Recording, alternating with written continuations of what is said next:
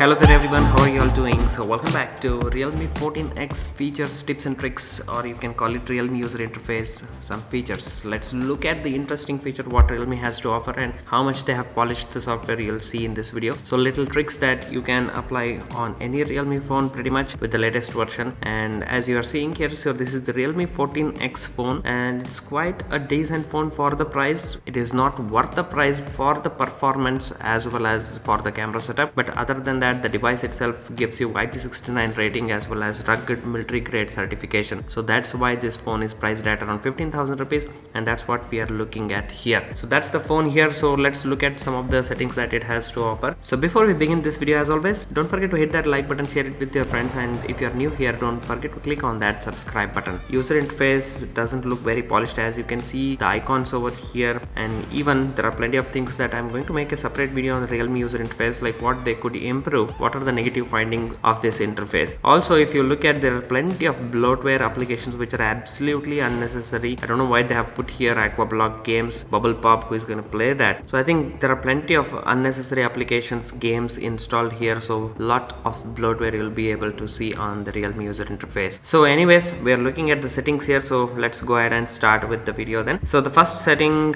obviously we'll go to settings here and you'll find it in the accessibility and convenience. So they've given various names to this one. So you have the accessibility separate settings related to vision, hearing, interaction and all, and you have the convenience features which are built into this one only. Smart sidebar. Okay, first let's look at the smart sidebar, which is really helpful. So all these settings that I'm going to show you in this video are really helpful, and make sure you use it to the fullest. So this is smart sidebar. Obviously it will be turned off, you have to turn it on, and once you have turned on, if you look at the sidebar here, it's already popping up. So if you just bring the sidebar, so it's really helpful. It's been there for ages and I know many of you don't use it, but I would recommend you use these settings, use these functions, which will be really helpful and makes your task very easy. So this is what you'll get, like file dock, you have recent files, all the shortcut icons, and you have the apps as well. So just tap on this edit and whatever apps you would like to add it on here, so you can do that by just tapping on plus icon here, and you can remove the things that you don't want to keep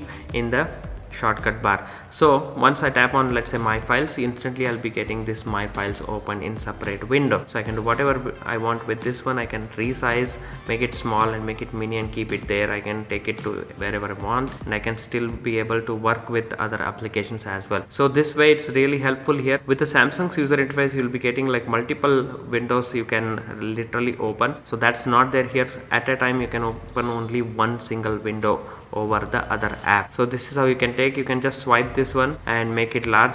Just tap on that one and here you have it large. Again, smart sidebar, here you have screen recording, my files, calculator. If you just tap on calculator, you quickly want to calculate anything, you have it here. They should have given this to minimize here and keep it as icon, just like the Samsung's One UI user interface, but they have not done it. I don't know why. So they could have easily done that. So like I said, the software is not that polished compared to other user interfaces. So we have the floating bar here. This is called floating bar. You can change the size of the floating bar. You can increase or decrease the transparency how you want to see on the apps. You can move it to up and down the position, so you can change all these settings very easily, and which is nice thing here. You can keep it to right or you can shift it to left. So all that basic stuff is there here with the floating window. So basically I would suggest you, recommend you use that one. You can also use the file dock here. If you want to turn this thing off, you can do that. It's really helpful. Let's open the file dock and see quickly. So because we have not put anything here, so it's empty, so we can transfer any content to this file dock and take that one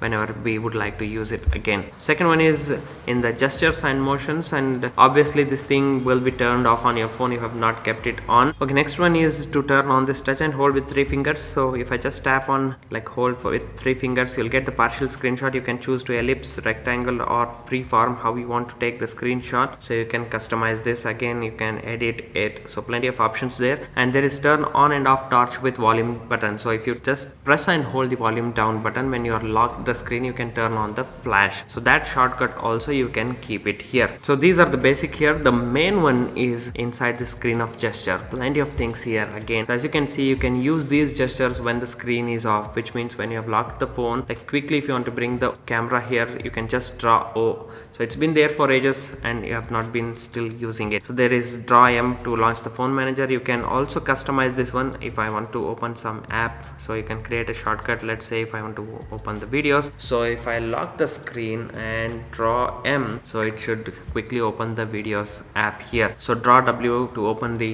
recorder, draw this arrow here in order to open the calculator, draw V to turn torch on and off. All these things you can do when the screen is locked, so it's really helpful. I would highly recommend that you turn this on and keep it to your liking. So whatever you want, you can turn this thing on and start using it. So that's really helpful feature there.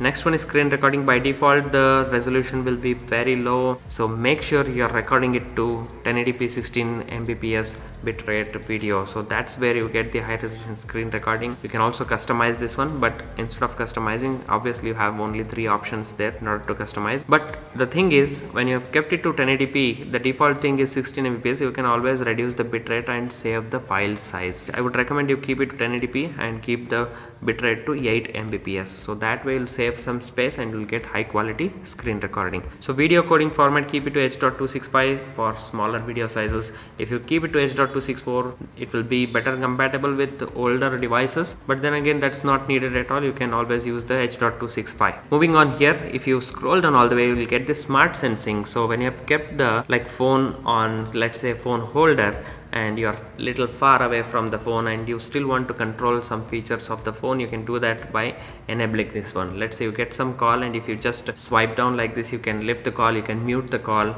So all that thing you can do it here. Videos on YouTube, watching videos, you just swipe up like this and next video will pop up. So you can use the air app gesture when you have turned this thing on here. So that's smart sensing feature. Next one is touch adaptation. Like if you are using in water, so definitely you have to turn this thing on, and automatically after 12 hours it will turn off. So you have screen protector mode for increased screen sensitivity. So there is also this dynamic button, which is what I like about this Realme user interface. So they have given this fingerprint scanner here. You can use it as a dynamic button as well. So just swiping down on the fingerprint, you're seeing that the volume is increasing or decreasing, and you can change this one and keep it to whatever you want. Let's say double tap the power button. Okay, you have plenty of again customization here, and you have double press the power button in order to open the camera in street mode. All these things you can customize to your liking. So whenever you're using phone, it should be really convenient, really fast, and you should not